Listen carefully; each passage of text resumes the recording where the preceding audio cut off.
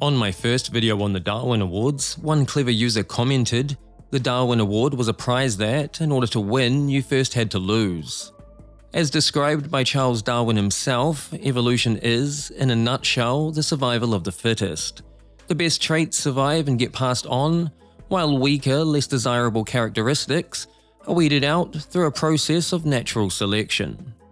Fast forward to the present day, and the invention of the internet brought with it the popularization of the Darwin Award, a satirical prize given to those who meet their demise in an outrageous or reckless manner, suggesting the individual strengthened the human gene pool by removing themselves from it. Here are 5 unbelievably absurd ways that people met their maker.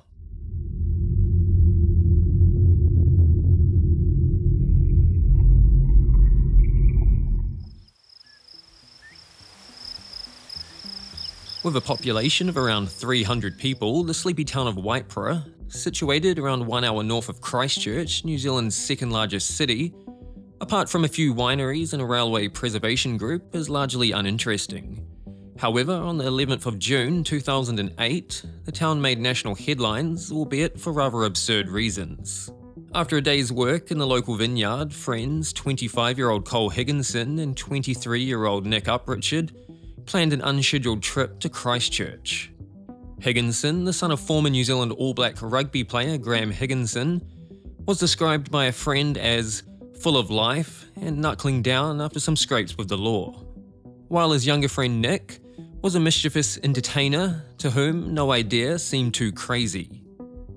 On a personal note, having once lived in the area, I can attest to the lack of public transport options.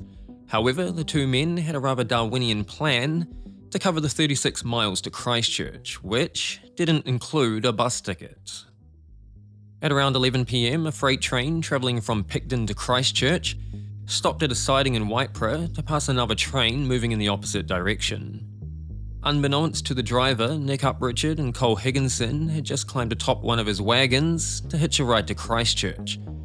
Although the journey would be free, the price they would pay would be high. With the two men perched atop a curtain-sided freight wagon like the one on screen, the train set off again for its final 1 hour run to Christchurch. Although they had correctly calculated there would be no tunnels on the journey, perhaps the last thing on their mind figuratively, and unfortunately as it would turn out, also quite literally, were the numerous footbridges in the northern suburbs of Christchurch. At around midnight, as the train powered through the outer limits of the city, still perched atop a freight wagon, the two men were likely planning their escape once the train reached the freight yard. However, unbeknownst to them, they were on a collision course with destiny. The Brindwa footbridge, with a mere 19 inches of clearance, was now fast approaching. Likely sitting upright, certain all hazards were behind them, in the dark of night, the bridge was impossible to see. When the train passed below, both men struck the bridge, and moving at such speed, the impact was instantly fatal. As I said earlier, the ticket to ride was free, but they hadn't read the fine print.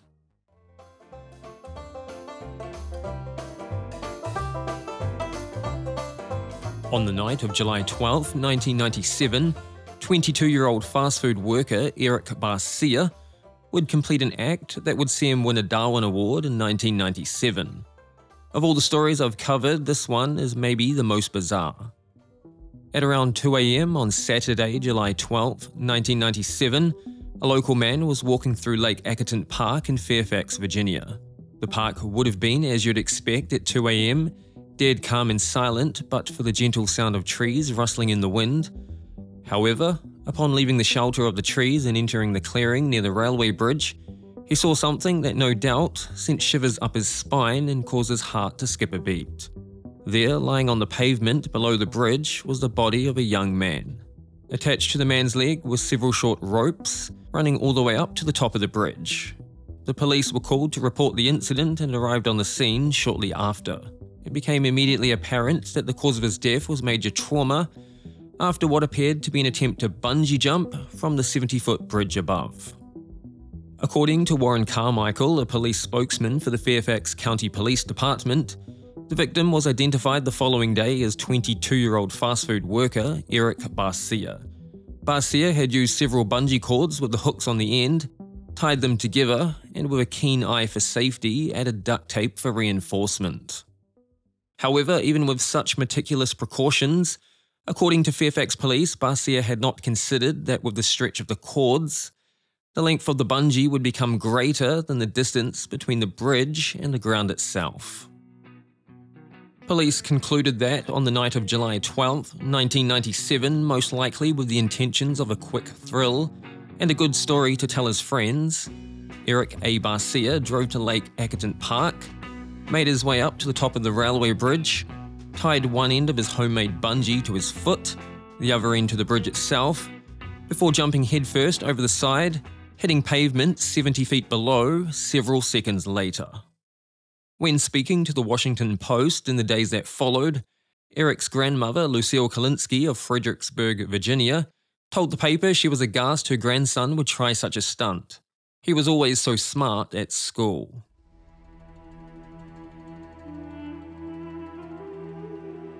On the 8th of November 1997, 28-year-old Wayne Rath of Jenkinstown, Pennsylvania, was having a few drinks at the home of his good friend Roger Cruto.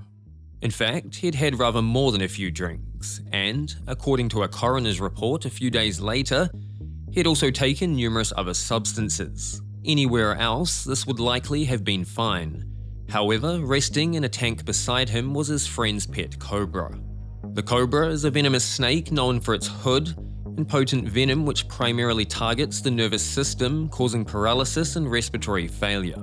When bitten, humans may experience difficulty breathing, blurred vision, and muscle weakness.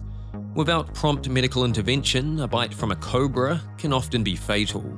Regardless, intoxicated Wayne Rath was unbothered and stuck his hand in and grabbed the snake anyway. However, the snake wasn't in a handsy mood and promptly bit him. At this point, his friend Roger, the snake's handler, suggested they might take him to the hospital. But Wayne was having none of it. According to his friend, he said, "I'm a man, I can handle it." And instead of reporting to a hospital, he asked to be taken to a local bar instead. However, cobra venom is slow acting, and although he had 3 drinks and enjoyed bragging about being bitten by a snake, unfortunately, within 3 hours he was dead. According to a news article, Luzerne County coroner Dr. George E. Huddick ruled the death an accident but stated the venom was only a contributing factor because he had enough other stuff in his system to kill him.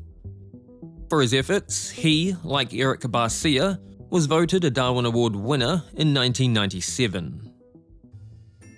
The 9th of July 1993 started like any other day for 39-year-old Gary Hoy. A lawyer specializing in corporate and security law, Gary worked for Holden Day Wilson on the 24th floor of the Toronto Dominion Centre, one of 5 prominent financial district skyscrapers built in 1969. Gary, who was separated from his wife and had no children, had been with the firm since 1979 and his career appeared to be on the up, that was, until he made a rather unforced error. On this distinctive Friday, a group of young law students visited the offices of Holden Day Wilson, many looking to land an internship. As part of the event, Gary took the students on a tour of the 24th floor offices. However, he decided to show them a party trick which he had done many times before. Perhaps to show off, get a few laughs, and demonstrate the strength of unbreakable Canadian glass, Gary threw himself at the window at full force, and just like every other time, he bounced off harmlessly and the glass didn't break. In a playful mood, he decided to repeat the trick and once again, at full speed, hurled himself against the window. This time, like all the other times, the glass didn't break. Instead, it simply popped out. Gary, along with the window, tumbled hundreds of feet and 24 floors to his death, all while students and his colleagues looked on in horrified silence. In the aftermath of the incident, structural engineer Bob Greer was quoted by the Toronto Star as saying, "I don't know of any building code in the world that would allow a 160-pound man to run up against a glass window and withstand it." And according to another source, a managing partner at the firm told the Toronto Star, Gary was one of the best and brightest members of the 200-man association. It's worth noting that Holden Day Wilson closed just 3 years later, becoming the largest law firm closure in Canadian history. However, if there is a silver lining to this story, it's that Gary was voted by the internet a Darwin Award winner for 1993.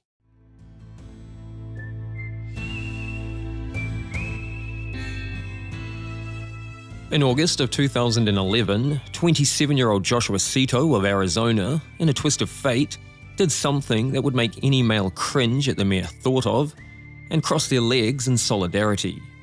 In Arizona, neither a permit nor a holster is required when carrying a handgun.